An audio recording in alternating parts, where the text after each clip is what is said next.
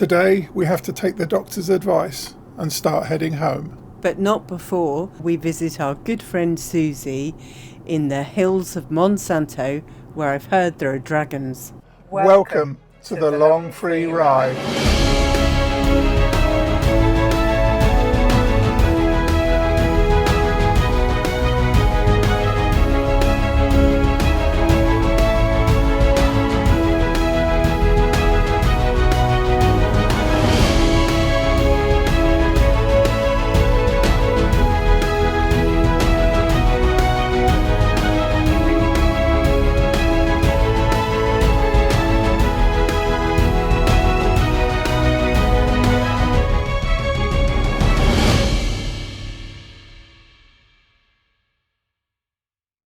With the little extra charge we'd picked up in the Lisbon underground car park in the previous episode, we were all good to head out for Monsanto and to see our friend Suzi. As you'll see from the map, with Portugal's low number of Tesla supercharger locations, we do have to double back on ourselves in order to get a high-speed charge. Now, you might say, well, why not use the chargers in their motorway services? And that would be great if there were 8 or 16 chargers at each location, but there's not. There's 1 or 2 that might or might not be working, and it's just not worth the risk. It's like the UK was 3 or so years ago, but possibly with more low-speed on-street charging. When we arrived at the Tesla charger, we found it was full and queuing. However, because there were 14 chargers and they were high speed, there's a constant turnover, and we only had to wait about 15 minutes to get charging. We took a 90% charge and then backtracked and headed off to Monsanto. Both Michelle and I have worked with our host Suzi during our careers in IT. She has now emigrated to Portugal and found her dream house on the outskirts of Monsanto. On our first day there, she took us to see another local village called Idanha-al-Velha. With no international airport for miles, I was finally able to get some drone footage. Idanha-al-Velha is also known as Idanha the Old and highlights how cities and towns can come and go. In Roman times, there was a city with thousands of inhabitants clustered around the life-giving Ponsal River. It was clearly of strategic or commercial value in those times, as it was fought over on many occasions. To add to our list of usual conquests this time, we have the Suebi, a Germanic tribe who took over from the Romans. Then came the conquest of the Visigoths, the Moors, and finally the Christian Crusaders. The town was even given to the Knights Templar in the 13th century. Today it is barely a village, as it has only 79 inhabitants as of 2001. Being still lived in, but with many empty buildings both large and small, it's hard to see it as much more than a living museum. There are many buildings that house exhibits, such as the old and new olive presses. But they were just that, exhibits.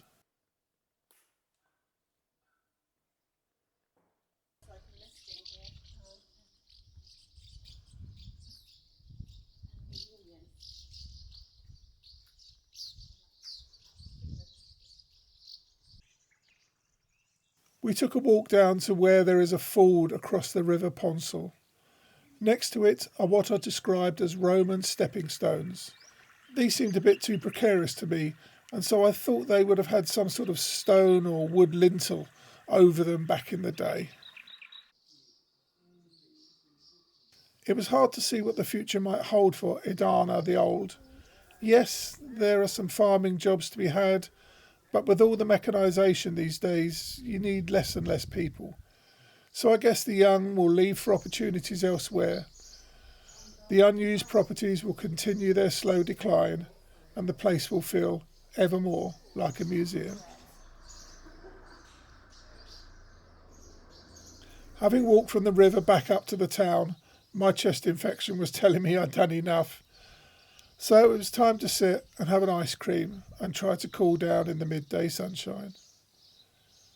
I must admit, I felt a bit like this old dog in need of a nap.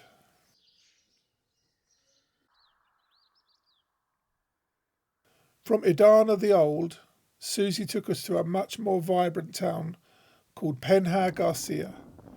Perched on a steep hillside next to a gorge, the fortifications at the top would have taken some effort to overcome in time gone by.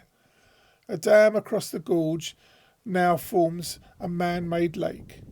Being only 10 minutes or so drive from Suzi's house, this is one of her favourite places to come and cool off and lie in the shade.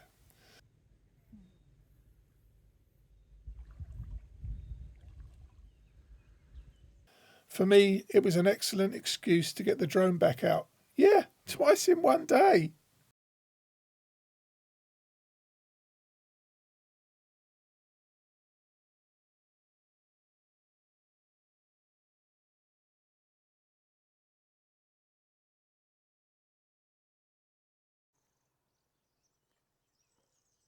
Having done too much the day before, John needed to rest and recover.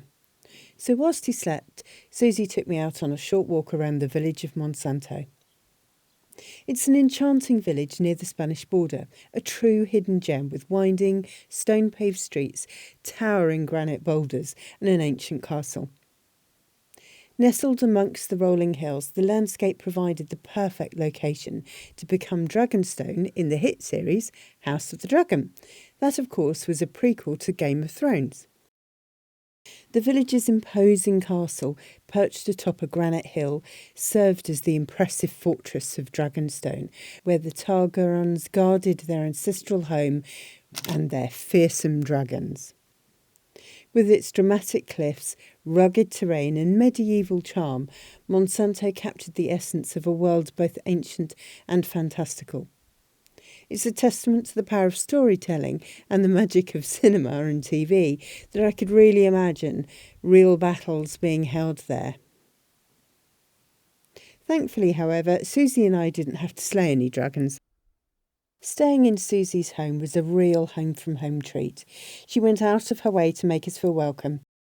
We didn't film any video touring her home because it's her private space, but she also has her own YouTube channel called Dream Life Portugal.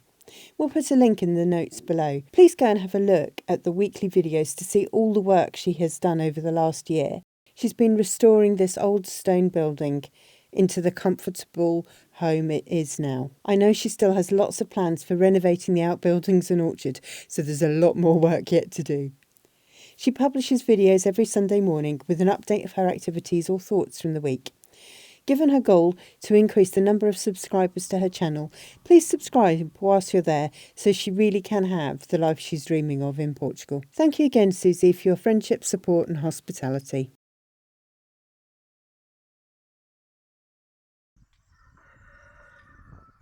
On our last morning in Monsanto, we had a coffee and a chat with some of Suzi's expat mates, and then they drove me to a viewing point so that I could experience the stunning panorama.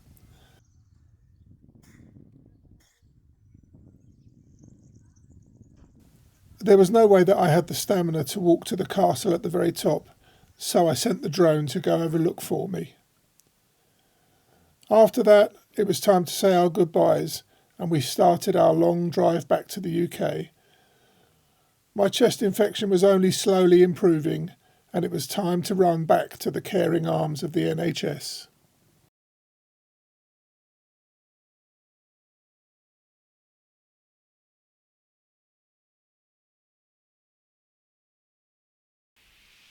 To get from Lisbon to Monsanto, we drove 214 miles, which is 344 kilometres. We charged the car with 61 kilowatts over 2 stops and were stationary for just 39 minutes. We charged at a Tesla charger, and as you'll know by now, we don't need to pay for charge there. But if we hadn't had free supercharging, it would have cost us £7.42. Suzi also let us plug in at her place for free, and so we took a bit of extra juice there as well. There were no other ancillary costs. Now let's add that to the grand total for the trip so far. We hope the long free ride is demonstrating that you can do long road trips in an electric vehicle. Please like, share and subscribe to the channel to help us bring this message to a wider audience.